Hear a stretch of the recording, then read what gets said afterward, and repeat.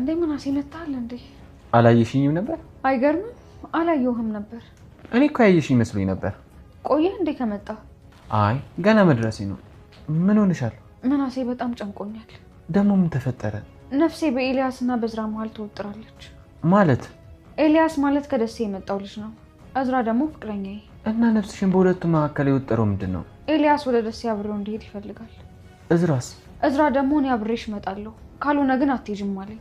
ለምን እንደሆነ አላውቅም፣ ግን ደግሞ ከሄድሽ ስትመለሽ አንገናኝም አለኝ። አንቺ ግን ለምን የምትሄጂው? ባለፈው እንዳልኩ ኤልያስ ራሱን አይደለም እና ጓደኛው ቢጠይቀውም ከሱ ጋር ለመሄድ ፍቃደኛ አይደለም። እኔ ግን ስጠይቀው በአንድ ጊዜ ነው እሺ ያለኝ። ከዛ ግን መመለሻሽን አስበሽዋል? ጸበል እንሄድና የተወሰነ ቀን አብሬው ቆያለሁ። ከዛ ሰበብ ፈጥሬ እኔ እመለሳለሁ። እሺ ባይልስ? እሱ ቀላል ነው። እኔ የጨነቀኝ ስመለስ እዝራ እንደፎከረው ባላገኘው ብዬ ነው። እና ለእዝራ ስትይ የታመመው ልጅ ባላየ ልታልፊ ነው? እሱ እኮ ነው እንደዚህ እያስጨነቀኛለሁ። ለምን አስጨነቀሽ? ኤልያስ በጣም ጥሩ ልጅ ነው። ከዚህ ነገር ወጥቶ ባየው በጣም ደስ ይለኛል። ግን ደግሞ እዝራንም እወደዋለሁ። በኤልያስ ምክንያት ደግሞ ላጣው አልፈልግም። እኔ እንድመክርሽ ትፈልጊያለሽ? እስቲ ምከረኝ። እኔ ብሆን ሐኪምነቴን ነበር ማስቀድመው። ማለት እንዴ? ሐኪም እኮ ለራሱ ሳይሆን ለታካሚዎቹ ነው የሚኖረው። አልገባኝም ምናሴ፣ ምን እያልከኝ ነው? በደንብ ተረጋግተሽ ካሰብሽ ያልኩሽ ነገር በጣም ግልጽ ነው። እኔ ለማንኛውም ስለደከመኝ ገብቼ ልረፍ።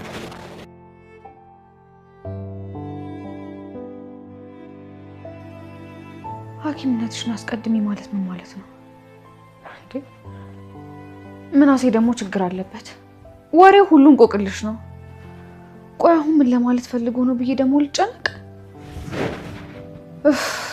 ወይኔ አምላኬ፣ የተሸከምኩት ችግር አንሶ ደግሞ ሌላ ችግር ትጨምርብኛለህ?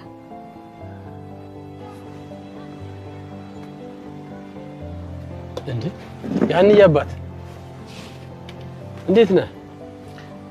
ደህና ነኝ። መቼም ይሄ ነገር አጋጣሚ ነው አትለኝም አይደል? ምኑ? የኔ እናንተ እዚህ መገናኘታችን ነው። እሱስ አይደለም፣ ከጧት ጀምሬ ስከታተለ ስለነበር ላናግረው ነው የመጣሁት። እንዴ ከጧት ጀምሬ ስከታተለ? አዎ ከጧት ጀምሬ፣ ከሰዓታት በፊትም ከሚስት ጋር ጭምር እንደነበርክ አይቻለሁ። እየተከታተልከኝ ነው የዋልከው ማለት ነው? አዎ ስከታተል ነበር፣ ግን ለመጥፎ አይደለም። ቆይ ምን ይሁን ብለህ ነው የምትከታተለኝ? ልለምንህ ነው። ምንድን ነው የምትለምነኝ? እባክህ አቶ መስፍን አሴርን ለኔ ተውልኝ። አሴር? አዎ አሴርን። አሴር ማለት ይሄ ጆሮ የሚባለው ልጅ አይደለም እንዴ? አዎ ጆሮ የሚባለው። እና ምን አድርጌ ነው የምተውልህ? አየህ አንተ ቤተሰብ አለ፣ ልጆች አሉ፣ ሚስት አለ።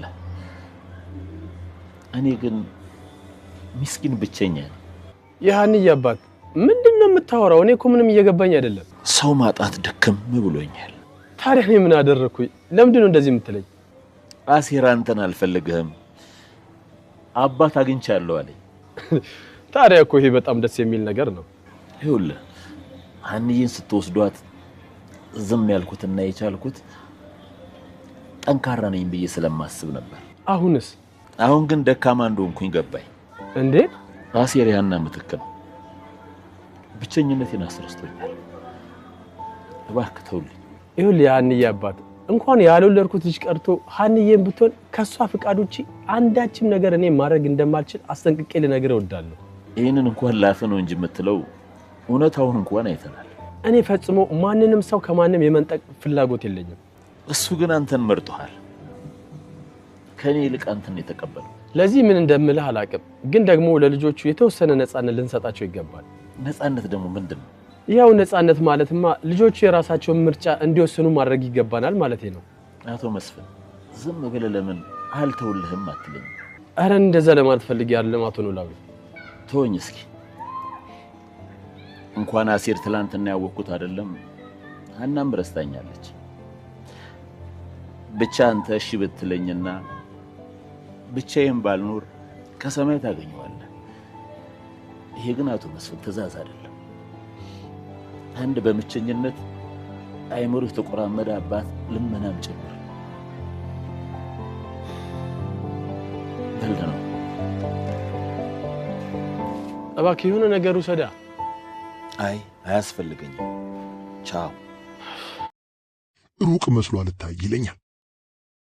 በተለይ ቤት ማንም በሌለ ሰዓት ስጋቴ ያይልና ወደ እናቴ ጉልት አፈገፍጋለሁ። ቤቱን ጥለህ መጣህ? ለመሆኑ መለስ አድርገኸዋል? ሂድ እኮ ዝጋው። ያቺ ሉጢ ገብታ ታንጎዳጉድ። በል ሂድ። ወጥ ተሰርቼ እንድበላ ነገሮችን የምታመቻች መስሎ ይታየኛል። እናቴም ነቅቶታል። እፈራለሁ። አሁን እኮ ትልቅ ነህ። 14 ዓመት ሆኗል። ለእርድ ደርሳሃል እንደምትል ሆኖ ይተረጎምልኛል። እየቀፈፈኝ በሩን መለስ ስላደርግ እሄዳለሁ። ዓለምን የሚያጠባት ጦርነትም ሆነ ፍቅር አይደለም፣ ፍርሃት ነው። ከሌላ የሌለበት አውላላ ላይ በጅቦች የተከበብኩ መስሎ ይሰማኛል። መኮብለያ ቦታ ሳያስተርፉ ጅቦች ተቸምችመው ህልሜ ሁሉ በቹቹና በእናቱ ተሞላ። ደግሞ ምራቅ በላብ ተዘፍቄ ነቃለሁ። ቀን ከቤት ይልቅ ውጪውን እላለሁ። ከጡረታ ድልድይ ወጥቼ በእናቴ ጉልት ጀርባ አድርጌ ወደ ለመርኩት ትምህርት ቤት ሄዳለሁ። አባቴ የሆነኛው ጠጅ ቤት አይጠፋምና እንዳያገኘኝ እየተጠነቀቅኩ አልፋለሁ። ጠጪዎቹ የሚል የንብ ድምፅ ያወጣሉ። በሩ ላይ የማር ሰፈፍ ተሰጥቷል። ጠጪዎቹ ድምፃቸውንና ማራቸውን የቀሟቸው ንቦች በጸጥታ ሰፈፉ ላይ ያንዣብባሉ። አባቴ ማሩ አፉን እያጣበቀበት ለማላቀቅ ሲሞክር ይሆን የሚል ሐሳብ መጣብኝና ፈገግ አልኩ። ሩፋኤል እንደኛ ቤት ጭር አይልም።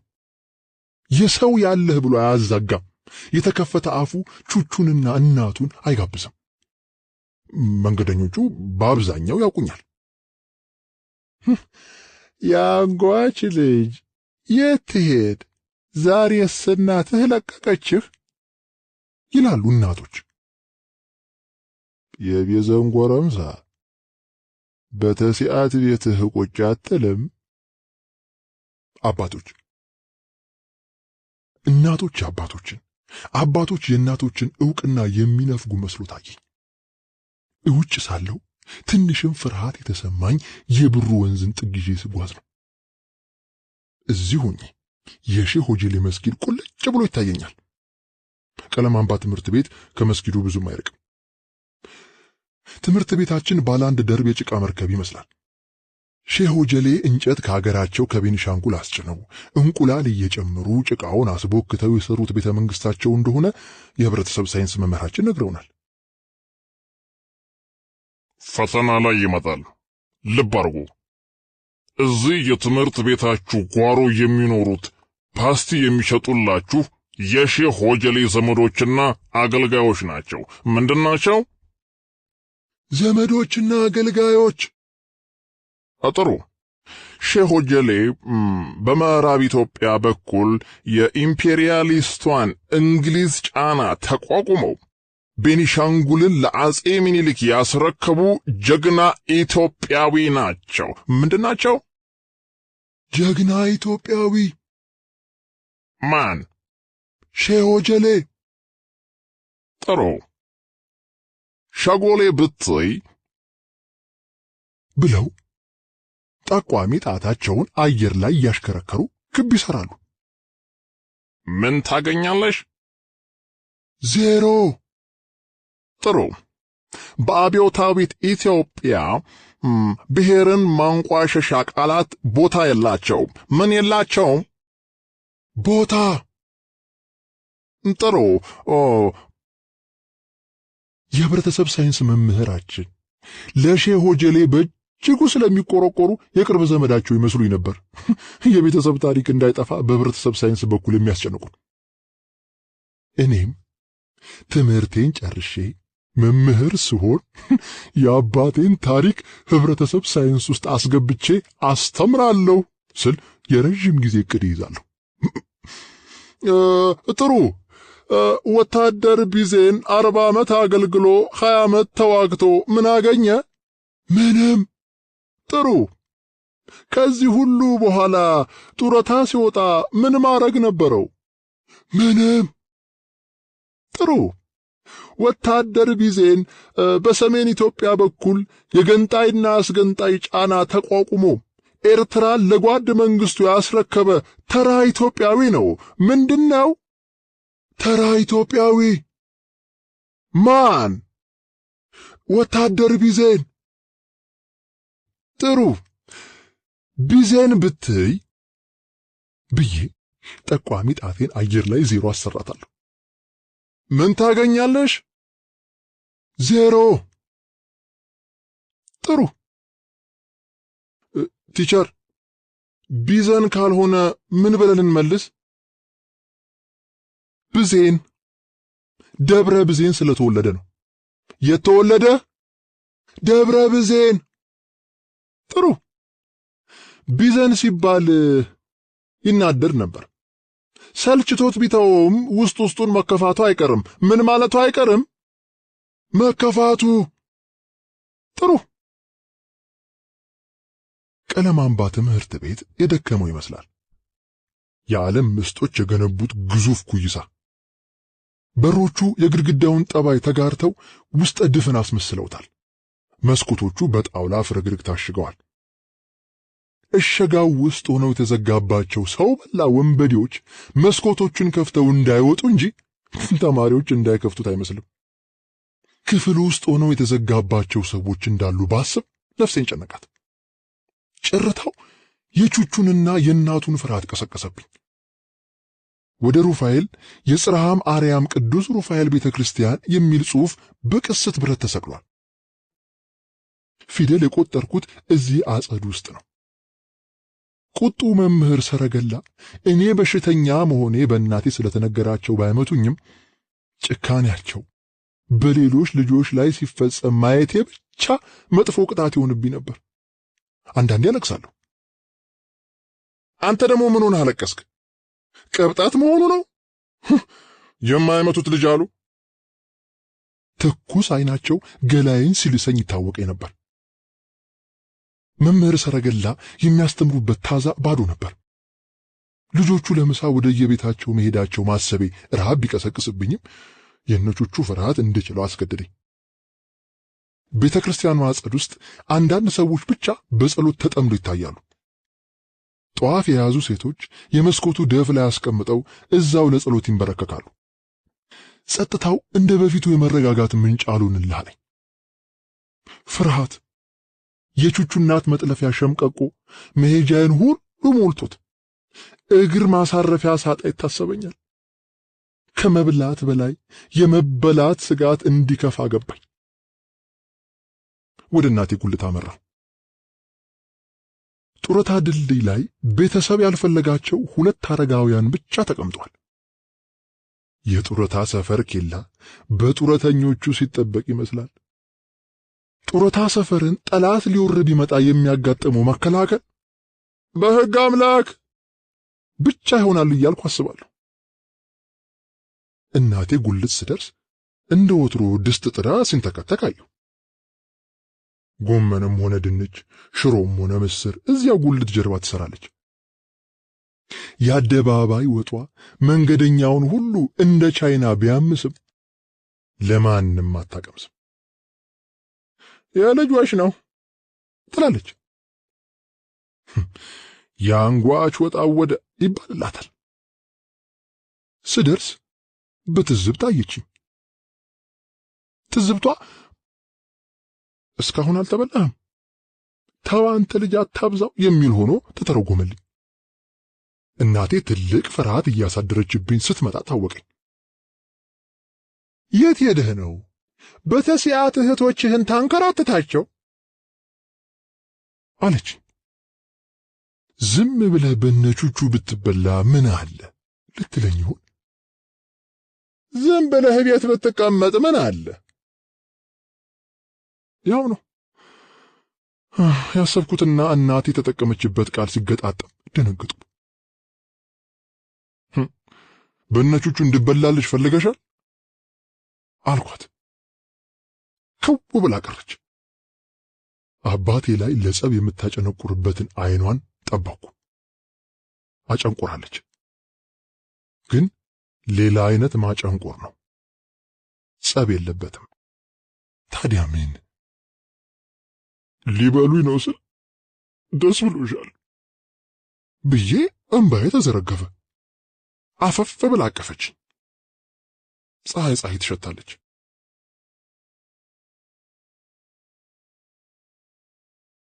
አምስት እኔ ቹቹና የጥሩምባው ምትሃት። እናቴ ረጋ ብላ እንደ ትልቅ ሰው ለመጀመሪያ ጊዜ አናገረችኝ። አሁን እነዚህ ተቁጥር ተጥፈው ተፈራቸው ዶሮንም ይዘው የሚበሉት በሽተኛ ስለሆነ ራሱን ስላልጠበቀ ነው። ለማንኛውም የነሱ መላው ቀላል ነው። በንጋታው እማማ ጅቡሽ የሚነፉትን ጥሩምባ ይዛ መጣች። እንጀራ በሌለ ቀን ስትገዛ እንደምታረገው በቀሚሷ ከለል አድርጋው ስለነበር ብቅ ሲል ደነገጥኩ። የጸበኛ በሬ ቀንድ ይመስላል። ከቅርባቸው አላውቅም። ጉርብር መዳብ ነው። የፈንጣጣ ውግ የመሰሉ ጉድጓዶቹ በእድፍ ጠቁሯል። አፉ በክርና በፕላስተር ተጠቅልሎ ወፍሯል።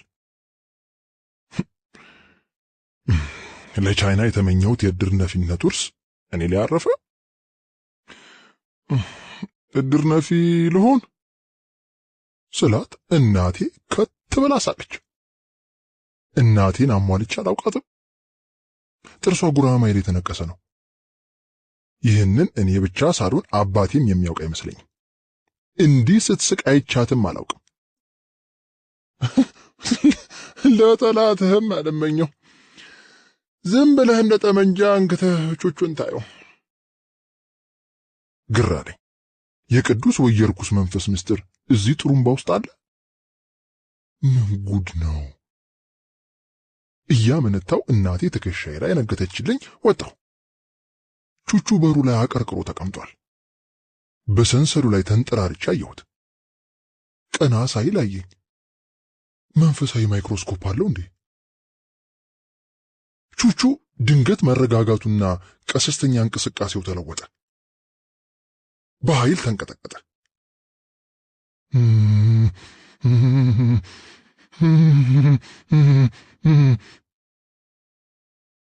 በብዙ ውሾች የተከበበ ይመስል መግቢያ ጠፋው። ድምፁ እየጨመረ ሄዶ ጆሮዎቹን በሁለት መዳፎቹ ደፈነ። እየተርበተበተ ጮኸ። የተላገች እናት ወጣች። ጥቁር ጣውላ መሰል ልጇን ለማረጋጋት ሞከረች። እኔንም ሳያይ እናቱንም ሳይሰማ ዝም ብሎ ይጮህ ጀመር።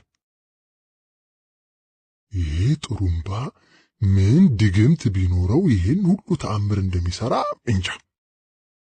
የቹቹ እናት ልጇን ተወት አድርጋ ዙሪያዋን ቃኘች። እሷም በጥሩምባው ምትሃት እንድትመታ ከሰንሰሉ ብቅ ብዬ ታየኋት። ጥቁሯ ጣውላ እንደ ቹቹ በጥሩምባው ምትሃት አልተንዘፈዘፈችም። ዝም ብላ አየችኝ። ባታየው ነው በሚል ካነገትኩበት አውርጄ ከፍ አደረኩት። እኔን ትታ ቹቹን በቀሚሷ ጋረደችው። ቁጭ ብዬ ሁኔታውን እከታተል ጀመር። ውሻችን ገልጆ እንቅልፍ ላይ ነው። እንደ ሰው ያንኮራፋል። የጥሩምባው ምትሃት እሱንም እንዳያርበተብተው ሰጋው። እንደ ቹቹ እናት አይነቱን ቀዥቃዣ አረጋግቶ እንደ ገልጆ ያለውን ድብርታም የሚያነቃቃ ምትሃት እዚህ ጥሩምባው ውስጥ ሳይኖር አይቀርም። የቹቹ እናት ልጇን እየጮህና ለመደገፍ እያዳገታት ወደ ቤት ይዛው ገባች። ከመርበትበት ወደ ማርበትበት፣ ከማፈግፈግ ወደ ማስፈግፈግ፣ ከተስፋ መቁረጥ ወደ ተስፋ ማስቆረጥ ተሸጋግሬያለሁ።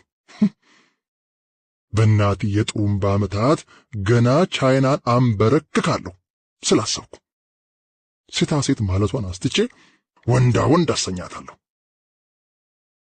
እናቴ የነቹቹን ወደ ቤት መግባት ጠብቃ ወደ ጉልቷ አቀርቅራ ሄደች።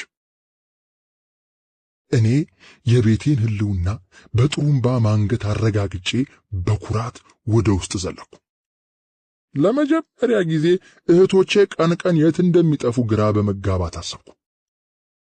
ሌሊት ማደሪያቸው ብቻ ሳይሆን ቀን እናቴን በጉልት ዕቃ ማጋዝ ካገዙ በኋላ ይሰወራሉ። የት ወጣሁ? ቹቹና እናቱ ምሽጋቸውን አልለቀቁም።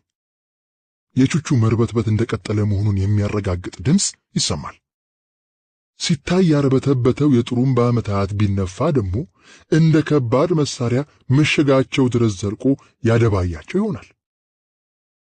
ለመንፋት ሞከርኩ። እንደ ፊሽካ ቀላል የመሰለኝን ጥሩምባን መንፋት አዳገተኝ። የጠጠረ አየር የጥሩምባው ጫፍ ላይ ተወትፎ አልገፋለኝ። የጉንጬን ጡንቻ ገትሬ በኃይል ስገፋው ፈስ የመሰለች ድምፅ አመለጠው። የቹቹ የጭንቀት ድምፅ ጨመረ። ጣውላ እናቱ ወጥታ የእንጨት ጉጥ በመሰለ ዓይኗ አየችኝ። ጥሩምባው ቹቹን ሲያፈጥን እሷን አረጋግቷታል። ወደ ቤት። ጥሩምባው ውስጥ ምን ተጨምሮ ይሆን? በቀጭኑ የተቀበለውን ድምፅ እያባዛ እያሰባሰበና እያራባ ትልቅ ድምፅ የሚያወጣው ከጠባብ ወደ ሰፊ ስለሚጓዝ ብቻ ነው። እሺ ይሄ ይሁን። እንዴት የፈጠነ ማዘግየት የዘገየ ማፍጠን ቻለ? ገና ሳይነፋ ስለታየ ብቻ እንዴት? ቻይና ላይ ስሞክረው ምን ያደርጋት ይሆን? ሴታ ሴት ትሆንና እኔን ወንድዬ፣ ወንድዬ፣ ወንዱ ያስበላታል። እናቴ ግን የማትችለው ምንድን ነው? መላው ቀላል ነው ካለች ትችላለች። ጥሩምባውን ኦፋ ቡኮ አሻሽቶና ምራቁን እንተፍተፍ ብሎ ከሰጣት ለየትኛውም ታምር ይሆናል። ኦፋ ቡኮስ ይሄን ችሎታ ከየት አምጥቶት ይሆን? ከመጋረጃ ጀርባ ሆኖ እንደ ፈረስ ይላል እንጂ ምን እንደሚያደርግ አይታይም። እሱ እንደ ፈረስ እያጀባቸው እናቴ ይዘፍናሉ። ዘፈኑ ሆድ የሚያስብዝ ዜማ አለው። አልቅስ አልቅስ የሚያሰኝ። ግጥሙ ግን ትርጉም የለውም። ሎሚ፣ ትርንጎ፣ ፈረስ፣ ሽቶ፣ ጨፌ፣ ጨሌ የበዛበት ነው። እሱ የሚወደው ሎሚ ከወዲያ የመጣው በብዙ አጃቢ። ደማቅ ቀለም ይበዛል፣ ከባድ ሽታ ይናኛል፣ ኃይለኛ ስሜት ሰውን ሁሉ ያዳክመዋል። የሚካሄደው ነገር ባይገባኝም አንዳንዴ ደስታ፣ ሌላ ጊዜ ፍርሃት እየተፈራረቀ ይጎበኘኛል። እዚያ ያሉትን ያህል ሰዎች ሲተባበሩ አይቻላቅም። ኦፋ ቡኮ ድምፁን ልኮ አንዷን ሴት ሲጠይቅ ተቆጥቶ ከሆነ ሁሉም ይለማመጡታል። አባቴ ተው ማራት አባቴ ይላሉ። ኦፋ ቡኮ ቃል ገብቶላት ከሆነ ደግሞ ሁሉም በአንድ ላይ እሰይ እሰይ ይላሉ። እንዲሁ ይታደራል። ጠዋት ቤት ስንደርስ ገላችንን በግራዋ ታጥበን ውሃው ቀጭኑ የእግር መንገድ ላይ ይደፋል። ለምን ቻይናም ከኛ ጋር አትመጣም ስል ጠየቅኳት። በስለት ያገኘሁህ ልጄ አንተ፣ ታማሚው ልጄ አንተ፣ እሷ ምን ቤት ናት የሴት ወጠምሻ። ምንን ያመኛል? የሚሰማኝ የለም። ስንት ፋጭሬ ዳንክ መሰለ። ገና ጨቅላ ሳለህ ዞር ብሎብህ አትናገር፣ አትጋገር፣ አትሰማ፣ አትለማ፣ እንዲሁ ፍዝዝ ብቻ። በኋላ 6 ዓመት ሳይሆነኝ አይቀርም አንድ ቀን የማላቀው ጨለማ ውስጥ እንደቆየ ሁሉ ድንገት ተግ ያለ ብርሃን ታየኝ። ጸጥታ ውስጥ እንደኖርኩ ሁሉ በድምፅ ተጠለቀለኩ። ቀለሙ ሁሉ ደማቅ ሆነብኝ። ከቤት መሰስ ብዬ ወጥቼ የሰንሰሉን አረንጓዴነት፣ የሰማያውን ድምቀት በእንግዳ ስሜት አጤንኩ። ቀን ታውሬ አይኔ እንደበራ ደንቁሬ እንደተከፈተ ሆንኩ። እናቴ ተከታትላ ያዘችኝ። ታለ ምን ነው? እናቴን አላወቅኳትም። የጨለማ ውስጥ ሕይወቴን ትጋራኝ እንደነበር ልቦና የነገረኝ። አቅፌ ሳምኳት መሰለኝ። ድንጋጤዋ እስካሁን ትውስታዬ ውስጥ ደምቆ ይታየኛል። ዝም አለች።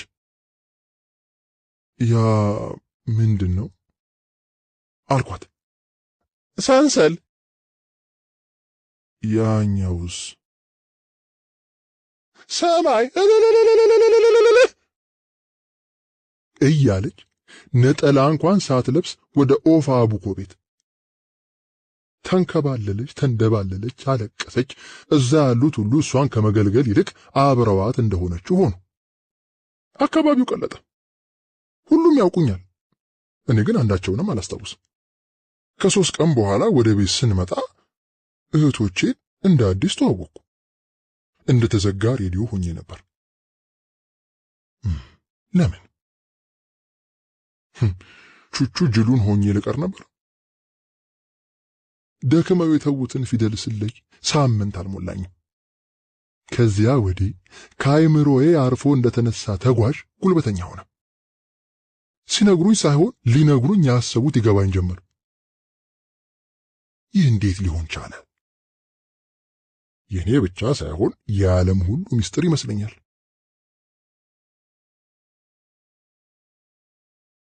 ስድስት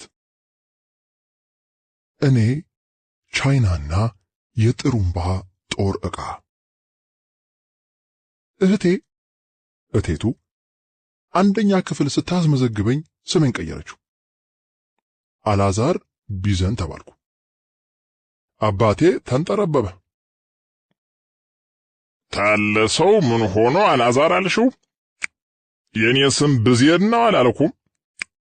እናንተ ልጆች ከእናታችሁ ጋር ሆናችሁ ብትችሉ ከሕይወት መዝገብ ታስፈቁኛላችሁ። ነገሩን አጣጥሞ እራቱን ሳያጣጥም ተከናንቦተኛ።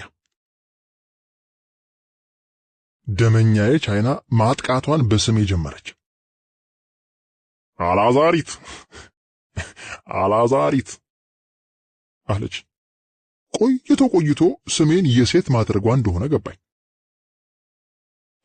እህቶቼ ብቅ ሲሉ መምሸቱ ታወቀኝ። ልክ ቤት እንደዋሉ ሁሉ ገባ ብለው አንድ ዕቃ አንስተው ሌላው ላይ ገልብጠው ወጣ ይላሉ። ጠባቧ ቤት ትህትናን አስተምራቸዋለች። ታናሽ ታላቁን ያሳልፋል። የዕድሜያቸው ሰልፍ ብቻ ሳይሆን የሥራ ክፍፍላቸውም አይዛነፍም። ፋይናንስ ስምረት፣ ነገር እቴቱ፣ የቤት ውስጥ ሥራ ሚኒስቴር አበባ። አልጋ ላይ ሆኜ ሲወጡ ሲገቡ ያቸዋለሁ። የቀዘቀዘው ቤት መሟሟቅ ይጀምራል። እንደ ንብ ሳያወሩ ሥራውን ሁሉ ያከናውናሉ። ለዓይን መያዝ ሲጀምር ተጋግዘው የእናቴን የጉልት ዕቃ ያመጣሉ። እናቴ ስትገፋ ቡናው ሲጫጫስ ትደርሳለች። ጎሽ ኑሯችሁ ይሙላ። እግዚአብሔር የእናት ምርቃትና እርግማን ቢሰማ ኖሮ ነገሮች መረጋጋት ያቅታቸው ነበር ስል አስባለሁ። የያዘችውን የአደባባይ ድስት ታቀብልና እንዲያሞቁት ትነግራቸዋለች። እራት እንበላለን። ብዙ ጊዜ ቻይናና አባቴ አይኖሩም። አበባም ብቻዋን ትበላለች። ምግባችንን በኢየሱስ ስም እየባረከች ስላስቸገረች እናቴ ለብቻዋ እንድትበላ ወሰነችባት። አበባ የምትበላው በዝርግ ሳህን በተሰጣት ቁጥር እናቴ በቅሬታ ትተርታለች። አመል ያወጣል ከመሃል። አበባ ዝም ብላ ትበላለች። የእናቴ ተቃራኒ እምነት እንዳላት ታውቃለሁ። አምላኳ አይናፋር ሳይሆን አይቀርም። ስትጸልይ አይኖቿን ካልጨፈነች አይናፋሩ አምላኳ አይቀርባትም። አልፎ አልፎ የቹቹን ጭንቅላት ይዛ አይኖቿን ስትጨፍን አያታለሁ። ቹቹ ግን እንደኔ ከጨለማው ሕይወቱ ወጥቶ ወደ ቀለማማው ሕይወት አልመጣም።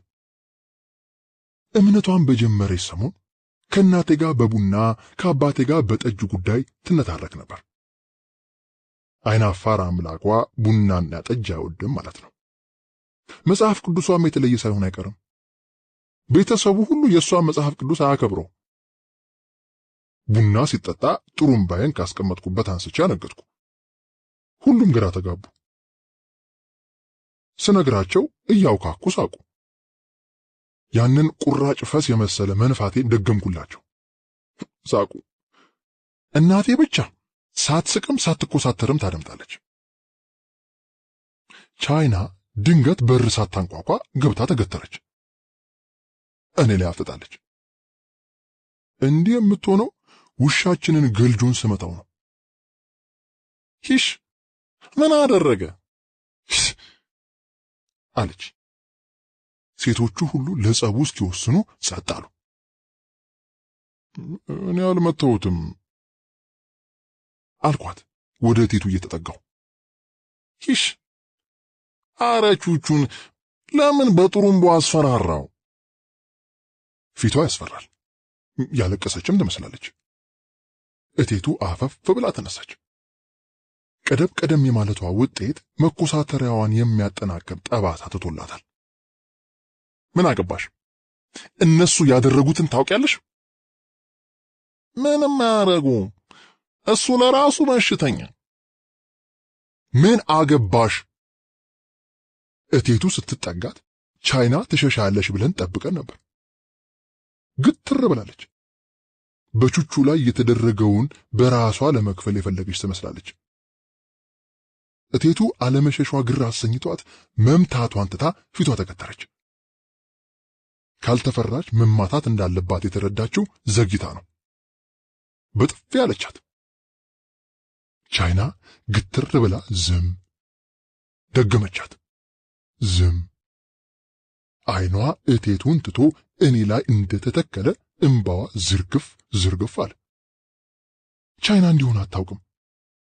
የመሆኑ አጣሁ። ከእቴቱ ጀርባ ሄጄ ቆምኩ። የመሆነው ግራ ገባኝ። ጥፋቴ ጎልቶ የታየኝ መሰለኝ። በሽተኛ በስንት ነገር ይባደል። አሁንም እኔ ላይ እቴቱ ዝም በይ ጮኸችባት። አመመኝ። አለቀስኩ። እሺ ምችኝ አልኳት። በሴቶቹ መካከል ሰንጥቃ አልጋዋ ላይ ወጣች።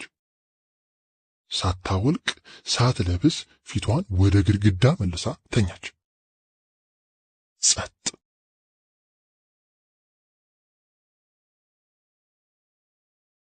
ሰባት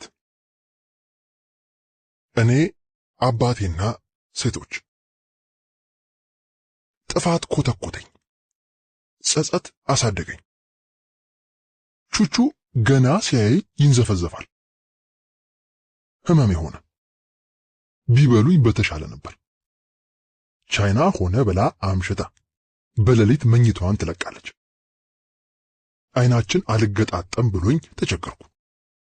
እቴቱም ቻይናን መቆጣት ቀርቶ መቆጣጠር የተሳናት ይመስላል። የቢዘን ፉርጎ ወደ ኬላ ሲተም እኔና አባቴ ብቻ እቤት ውስጥ እንቀራለን። የተለያዩ ጨዋታዎች አሉት። ስለ ልጅነቱ ብዙም ያውቅ አይመስልም። እናቴ እንደ ህልም ትዝ ትለኛለች። ልክ የእኩለ ሌሊት ጨለማ የመሰለች ግን ቆንጆ። ይቺ አበባን ቁጭ አይዘር እኔ በቁጡ የማላውቃት እናቴ በልጄ ማደጌ የኔ ስሜት ብቻ አይደለም። አባቴም ማደጌ ሳይሰማው አልቀረም። ከዚህ በፊት ያልሞከረውን አይነት ቁም ነገር ያውጋኛል። የነገረኝንም ቢሆን ሲደግመው ከረር ያለ እውነት እየጨመረበት ሆነ። የአባቴ ሀገር ነፋሴት ነው። አላደኩበትም እንጂ አንድ ሁለቴ ለትንሽ ጊዜ ቆይቼበታለሁ። አውራጃችን የደብረ ብዝየን ገዳም አጥቢያ በመሆኑ ብዙ ጥንቃቄ አለበት። ነዋሪው እንደገደመ ቁጠሩ። የወንድ ገዳም ነውና ሴት ፍየል እንኳን የለበትም። ያሉት ጥቂት ሴቶች እንደ ወንድ ለብሰው ይኖራሉ፣ መነኩሴዎቹን ላለማሳሳት። ቀድሞ ይስቅና ያሳቀውን ይነግረኛል።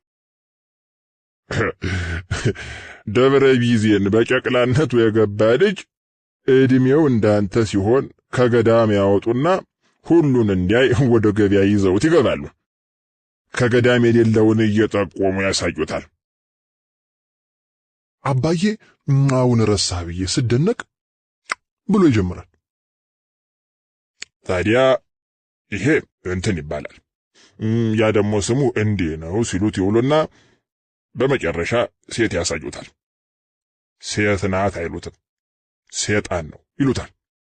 ልጅ ወደ ገዳም ከተመለሰ በኋላ አበምኔቶቹ ጠይቆታል። ካየኸው የቱን ጠላህ? ልጁ ይናገራል። የወደድኸውስ ቢሉት ሰይጣኑን አላሉ።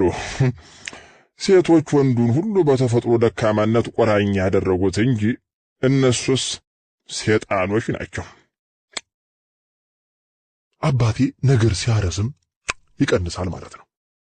አባቴ በጠላው ሴት መወረሱ የልቡ መደፍረስ ውጤት ሳይሆን አይቀርም እያልኩ ማዘንም መሳቅም ይቸግረኛል።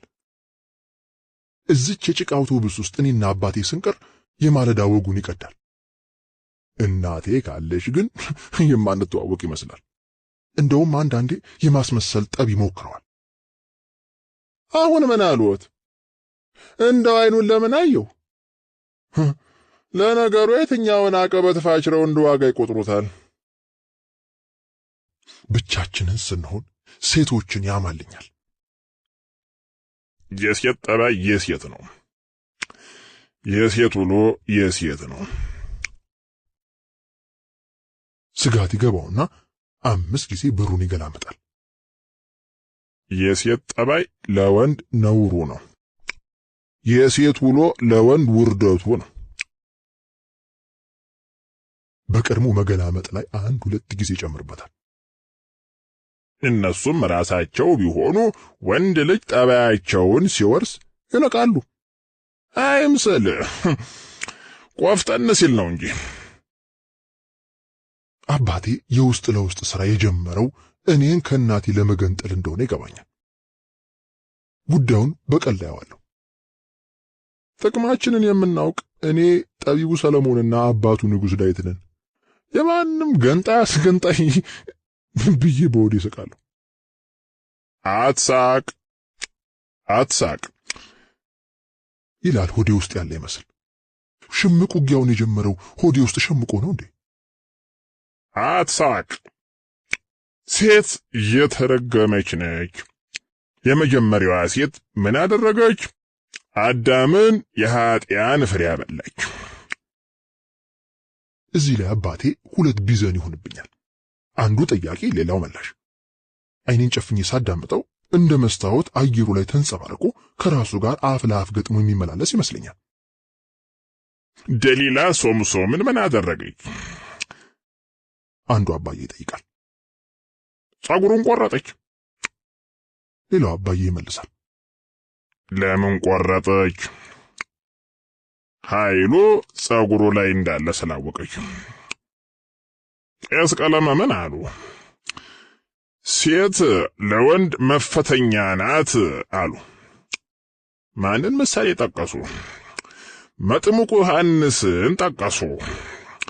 ምን ሆነ አሉ? አንገቱን ተቆረጠ አሉ። በማን አሉ? በሴት አሉ። እንደ ቀሽም ባለቅኔ ግጥሙን በዓሉ ከፍቶ በዓሉ ይደፋል። ቤተ ክርስቲያን የሚሄደው ሴቶችን መወንጃ መረጃ ሊያሰባስብ ነው እንዴ? አይኔን ከፈትኩ። በድንግዝግዙ ብርሃን ውስጥ የአባቴ ካኔቴራ አጥበርባሪ ብርሃን ጠግቦ ነጸብራቅ ይተፋል። ካኔቴራው በደመ ነፍስ አባቴ ላይ ሲመሰክር መሰለኝ። በአባቴ ቁም ነገር ማላገጥ ያስኩ። የአባቴ ካኔቴራ ምንድነው አሉ? ንጹህ ነው አሉ። እንዴት ንጹህ ሆነ አሉ? ሚስትና ልጆቹ ስላጠቡለት አሉ። እሱ ግን ምን አደረገ አሉ? ውለታ ረሳ አሉ። በራሴ ድብቅ ቀልድ ራሴ ሳኩ። አትሳቅ፣ እኔ ተውነቴ ነኝ አለ አባቴ። ፊቱ በተፎካካሪ የካኔቴራው ብርሃን ተበልጦ ከአንገቱ በላይ የተደመሰሰ ይመስላል። አትሳቅ፣ ሴቶች ስታስቀምጣቸው ደንቃራ፣ ስትልካቸው ቆራ። አሁን ግጥሙ ያዘለት ስላሰብኩ ላግዘው በሚል መንፈስ በራ የሚጨርስ ስንኝ አከልኩለት። ሲያኮርፉ ተራራ፣ ሲስቁ ብራ፣ ዕውቀታቸው ያልተብራራ፣ አራዳ ሲሏቸው ፋራ። ሳላስበው ከት ብዬ ሳኩ። ተውነቴ በሱ ንግግር ስለመሰለው አብሮኝ እየሳቀ ንግሥተ ሳባ ወዴት ሄደች? ወደ ኢየሩሳሌም ሄደች። ለምን ሄደች? ጥበብ ልታመጣ። ታዲያ ምን አመጣች? ዲቃላ አመጣች። አባቴ ለሶስተኛ ዓለም ጦርነት ምክንያት የሚሆን የጾታ ጠብ አጫሪነት ላይ እንዳለ ሆኖ ተሰማኝ። ከጦርነቱ ከተረፍን ታሪክ ውስጥ መግባቱ ነው። አንደኛ ዓለም ጦርነት ዩጎዝላቪያ፣ ሁለተኛ ዓለም ጦርነት ጀርመን፣ ሶስተኛ ዓለም ጦርነት ቢዘን። አባቴ በጾታ ማጥፋት ወንጀል ተከሶ ዓለም አቀፍ ጦር ፍርድ ቤት መቅረቡ ነው። አባቴ በጾታ ማጥፋት ወንጀል ተከሶ ዓለም አቀፍ ጦር ፍርድ ቤት መቅረቡ ነው። ፈገግ አልኩ። አንተ ሳቅ፣ እኔ ተውነቴ ነኝ። ሴት የወለደው ጉድ የወለደ ነው። በምላሱ አፉ ዳር የቀረ ወሬ እንዳለ ለማረጋገጥ ይመስል አጥርቶ ቀጠለ።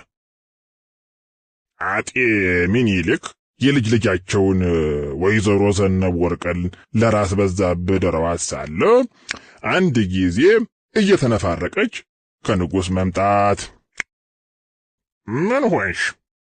አጤ ምኒልክ ማለት ሰደበኝ። እሷ ማለት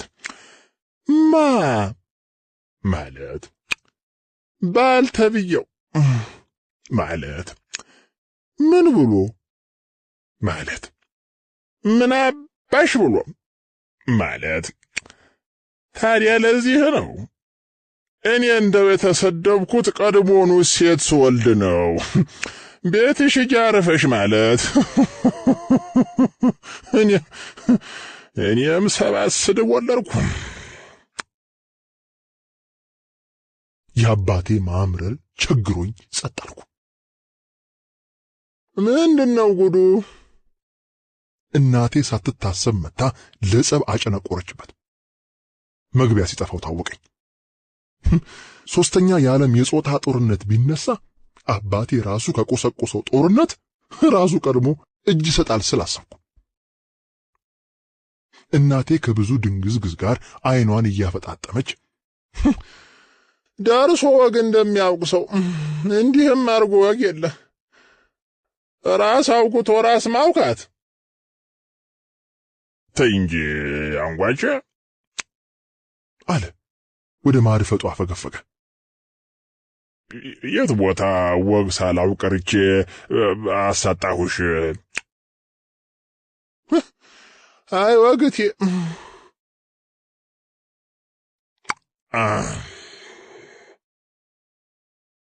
በሆዱ ያወራውን በአፉ አጣጣመ። አባቴ በእናቴ እስኪነቃበት በሽምቅ ውጊያው ገፋበት። ትኩስ የማለዳ ወግ ያክተለትልልኛል። እስኪ እንደው በሞቴ ምን ታሪክ የሚያውቅ ጠይቅ። እስኪ እንደው በሞቴ ምን ታሪክ የሚያውቅ ጠይቅ። ምን በጠላት ጊዜ አንድ ኢትዮጵያዊ ወንድ ከጣሊያን ሴት ወልዶ እንደው ለአመል አይገኝም። ሴቶቻችን ናቸው ከሰልዳቱ የቀፈቀፉ። እኔን ከናቴ ለመገንጠል ሲል የሚጠቀምበት ቃል እየጠነከረ ሲሄድና ማነወሩ ሲንር ተሰማኝ። እናቴ በሌለችበት የመከላከል ኃላፊነት ለራሴ ወሰድኩ። እማዬን ትፈራታለህ? ሳይዘገጃጅ የጠላት ጦር የመጣበት መሰለ።